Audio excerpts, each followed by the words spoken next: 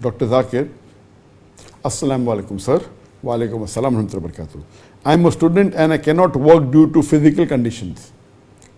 Am I allowed to have a student loan to finance my college fees? I live in France. If you want to take a loan, a student loan, there are some Muslim organization, which give student loan as Qarz-e Hasan. It's not riba based. It's Qarz-e Hasan means it's just a loan. Utilize it and give it back after a few months or few years. So if it's a Qarz-e Hasan, if it's a student loan without involvement of riba, then it's permitted, no problem. But if it's a student loan based on riba, based on interest, it is haram. You cannot take. I know there are fatwas of some of the European Fatwa Council that as a last resort, because you're staying in Darul Harb, you're staying in a non-Muslim land, you can't take student loan on riba, Allah will forgive you. I disagree with it.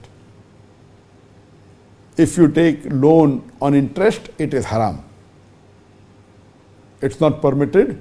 And according to Imam al-Dhahabi, it is the 12th major sin in Islam. And the Prophet said, there are various levels of riba. The lowest level of riba is doing zina with your mother. And Allah says in the Quran, Surah Baqarah chapter 2, verse number 278 and 279, if you give up not your demands of riba, take notice of a war from Allah and His Rasul. That means if you deal in riba, Allah and His Rasul will wage a war against you.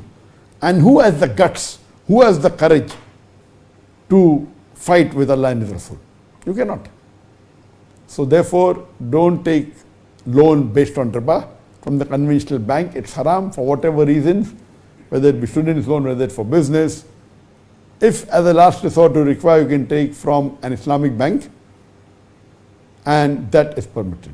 Hope that answers the question.